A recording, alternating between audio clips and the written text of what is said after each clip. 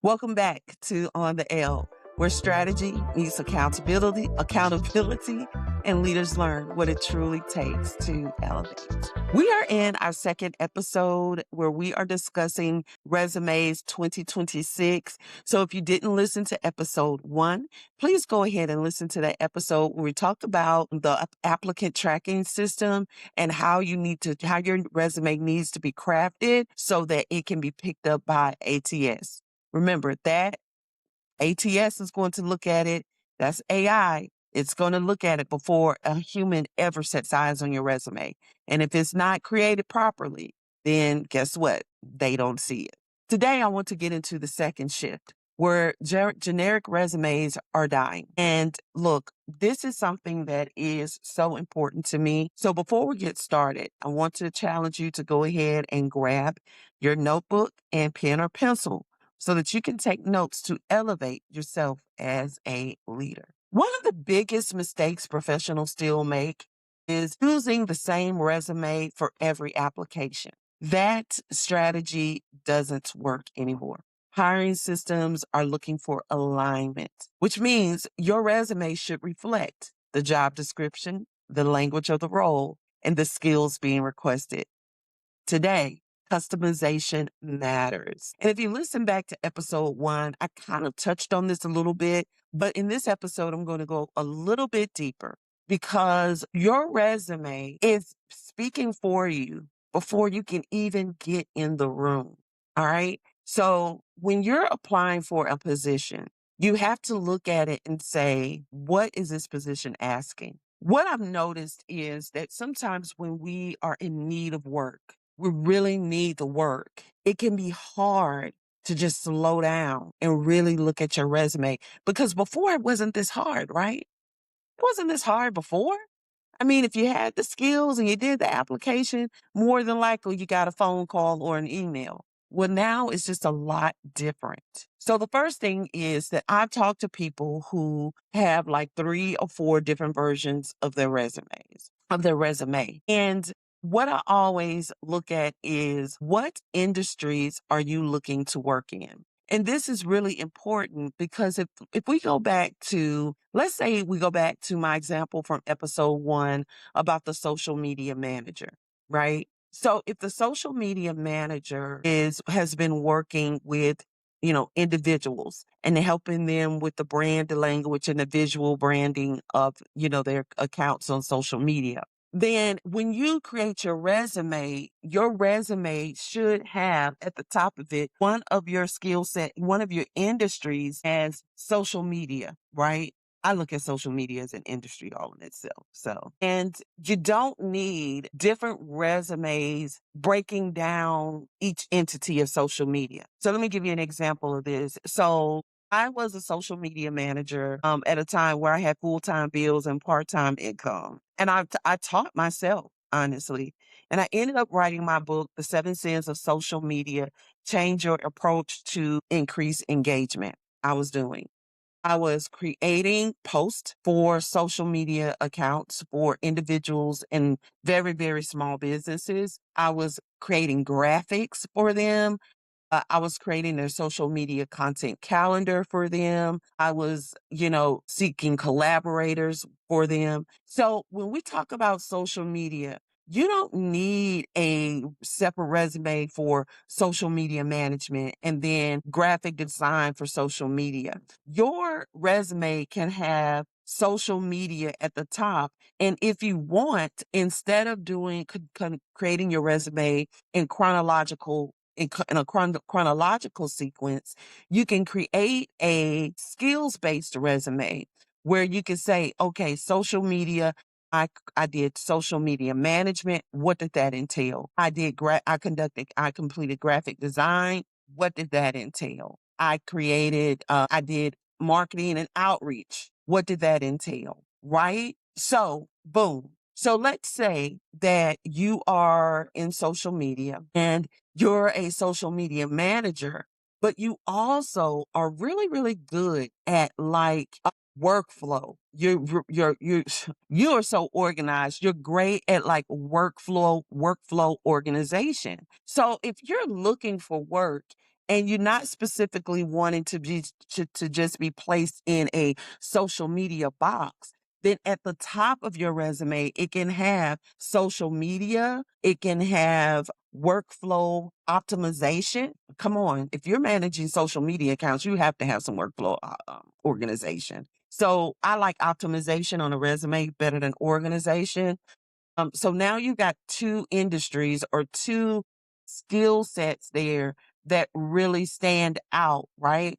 And so if you add in that workflow optimization, then you can still do a skills based resume and pull in what does workflow optimization look like, right? So are you familiar with different types of software to help you manage? Are you familiar with CRM or customer relations management, any kind of software that helps you to manage customers, so workflow optimization. And then your third could be marketing and outreach, right? Come on. I mean, workflow optimization, social media, you're already conducting marketing with the social media. So, and then outreach, which means that now you get out into the communities, out into the business industries, and there you go. There's your resume. Look, if you are in the social media space and you're trying to really broaden your horizons, or if you just feel like look, I need more money, I can still work with my small clients over here, my small business clients over here, but I want something corporate or something that's going to pay me more money, provide me with health care and other benefits. Then I just gave you basically the template for your resume: social media, workflow optimization, marketing, and outreach. Come on. And then you can go ahead and just DM me or email me at lataydavis24@gmail.com and say, Latay, I heard your episode. Can you help me flesh out this resume? I would love it. Okay. So that's what I'm saying. So the generic resume is dying, but you don't have to create a whole bunch of different resumes to still capture different entities and organizations, if that makes sense, right? Now, if you're great at the social media marketing, workflow optimization, but you're also someone who comes from, mm, let's say you come from the veteran space, right? And you're a veteran and you really want to kind of get into that space where you work with veterans, then your second resume could easily speak to that veteran workforce. Boom. And in that resume, if you're a veteran, or just a military spouse, a dependent, you just want to serve. You want to be able to help, right? And you just want to be a part of their process to help them in any way that you can. So that's a great resume to establish, right? And you can even still do that one chronologically, with the jobs that you've had if they speak to government operations. And think about this too. Government is not just federal. It can be at the local level, at the county, city level, county level, state level. So it doesn't have to just be federal. Even if you weren't in a government position, but you work with government entities, government contractors, government vendors, right? If you're looking at military transitions, then, again, it's were you close to any kind of military installation? So again, that's a second resume for you. If you're looking for something maybe, in the government sector or in that veteran military space. So now you have two drastically different resumes, but they both still speak to who you are. And not only that, but what you're interested in doing as a career. Now, I mean, I think those are two solid resumes for one person, right? And that social media resume can be changed into something else, right? You could be, you know, you could you could love wanting to go into art or something. So look, I love creating resumes. So those are two great, I think, examples. So customization does matter. And so what I like to do is there are different ways to create resumes that will speak to the overall duties of said position. So in the last episode, I gave you the example of like the cook, right? The cook in a country club versus a cook in Applebee's. And then what you can do is say, but what do these two have in common? Right. So for for the cook, I think that it's important that you do that one as a chronological resume, because even if you are applying for a position in a different environment, although it's in the same industry, you still want to show them that you have versatility as a cook. And so it's just like looking at that Applebee's job description and then saying, okay, in some of my positions, because you may have worked in a fast food entity before, but you just want to make sure that you pull in some of that Applebee's language into your resume. All right. And that does go into the language of the role and the skills being requested. All right. So customization does matter. And really just taking your time in this, just take your time. Take your time. If I will tell you this, if someone creates you a resume in an hour, more than likely it is not the best resume, right? I never could create. Okay, let me pause on that.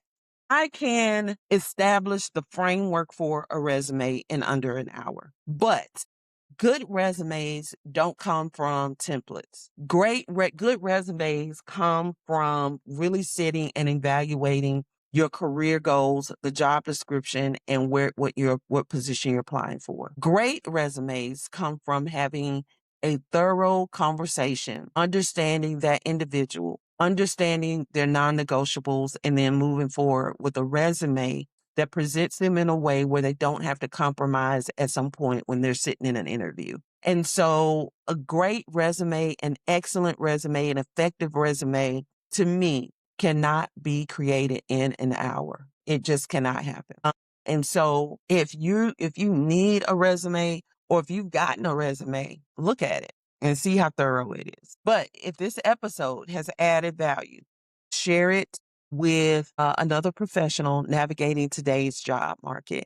And if you're ready to strengthen your resume, improve your career positioning, and strategically navigate your next professional opportunity, connect with Elevate Leadership Partners. We are on Instagram at Elevate Leadership, and our resume services will launch in July 2026.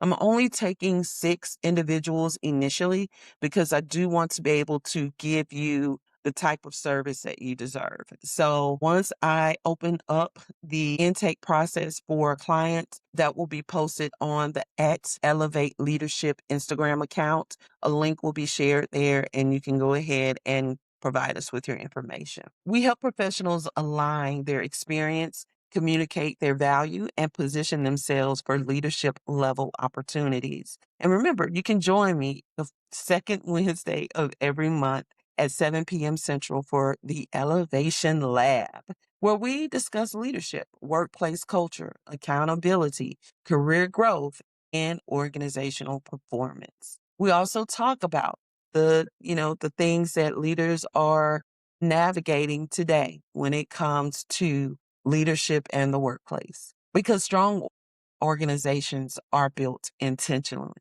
Set the standard, lead by intention, elevate with impact. I will see you in the next episode, which is episode 3 in this series of Resumes 2026 and the Workforce.